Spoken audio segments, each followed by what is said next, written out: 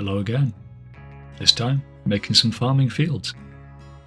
To start off with, took an A4 piece of foam core and sliced it diagonally down the middle, then beveled the edges, so I'd have two templates to work on. Then taking some under 4 insulation board, but any styrofoam would do, and doing the style of drywalling as you can see on this build here. So just pinching away sections with that to make nice stones. Then using matte Mod Podge, I chose a few edges and started layering up the wall. Using Mod Podge so I don't get much overflow from the glue, but this is a slower method than using hot glue, so use whichever one you're comfortable with. Going approximately 3 layers high, so it's a low wall going to about waist height. Depending on how you want your field to look, you could go all the way around the edge, or leave sections collapsed or empty, where walls have fallen down and not been repaired. I'm going to go for a mixture of wood and stone walling, so I've left clear gaps between the stone wall. On top of the third layer, I've rotated the stones, so you get that nice kind of cosmetic stone topping you sometimes see in the countryside. Then mixing up a batch of sculptor mold, I started putting some furrows in. So globbing it in, and also using it to fill in a few gaps in the wall. Then swapping to my hands, I started creating the furrows by placing down lines of sculptor mold and pinching it into a slight ridge. This will get a layer of texture paste over the top, but it's entirely up to you how pronounced you want to go with your ridges. It might even be easier just to cover the entire thing with sculptor mold, then press the lines in with your finger or a tool. I also opted for a slight diagonal, so it'd look a bit more interesting. Then, making sure I had some wood and some small aquarium stones on hand, I mixed up some texture paste, using fine sand, cork flock, PVA glue, and black gesso.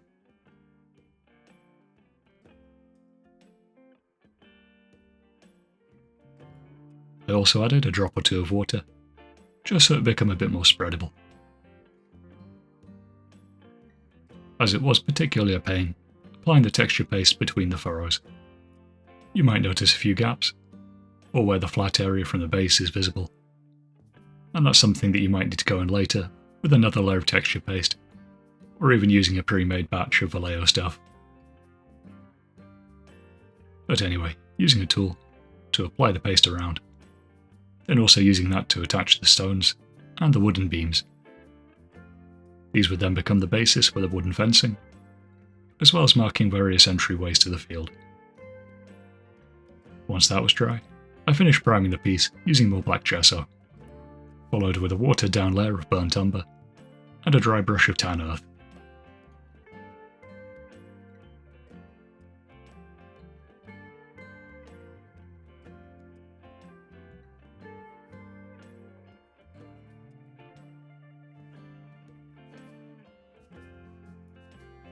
I kept the stonework very simple, just using slightly watered down white paint to give it a mid-grey hue, then taking some coffee stirrers and applying watered down black paint, I followed that with a dry brush of white, so you'd get slightly more weathered and worn wood.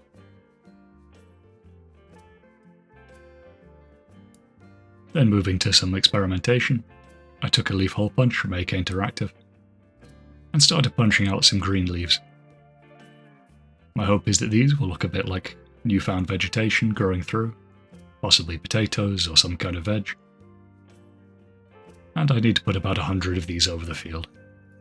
This got incredibly tedious, but I put a show on in the background and just powered through, and I think it looks okay in the end.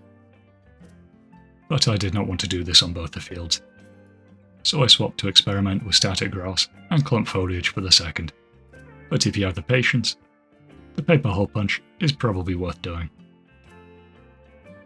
For the second field, I wanted half of it to be one crop, then the other half the other. So taking matte Mod Podge and static grass, and laying it down with a static grass applicator.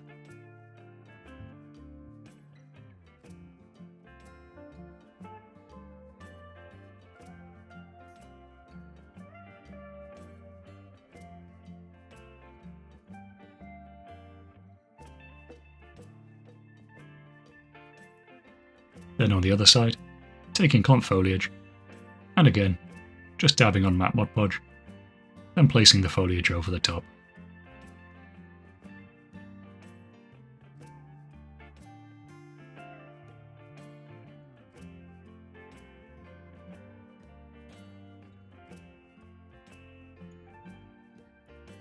Now that I'd put the static grass on and I didn't need the clearance, I filled in the wooden panelling, making sure some of the fencing was collapsing and other sections were in good nick, so you get a nice bit of variation.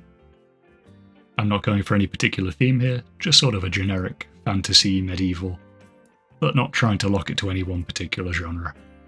So it's not overly turnipy, but I will probably use this in Turnip 28. Going around the edge of the piece, on the beveled edge, I applied more matte Mod Podge and some more static grass, applying it sparingly so it would blend into a grass field or a mud field. It is a slightly lazy blending technique, but it is the most versatile, and this is something that would appear in many different games and settings, so reusability is key here, which comes at the cost of being able to put some finer details on. Moving towards the finishing touches, I took an old knackered brush and some green paint from AK Interactive and started dabbing it over the stonework to build up a low level of moss. I also wanted a scarecrow, so taking some cocktail sticks and super glue and making him a paper poncho, then using watered down matte Mod Podge to make it a bit stiffer.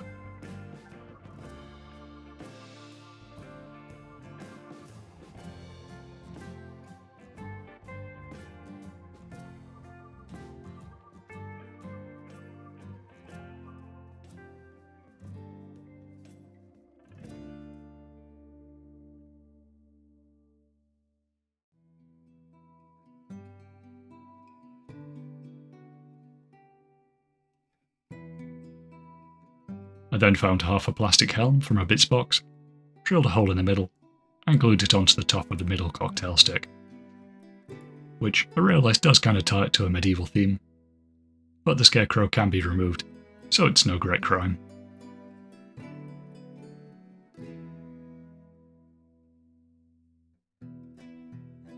I felt like the walls were a bit flat and static, so I took some more clump foliage and matte Mod Podge, then sprinkled it over the top and pressed it in with my finger. I normally use something like a texture paste, but I got a little bit bored of that, so just applying it as a top layer.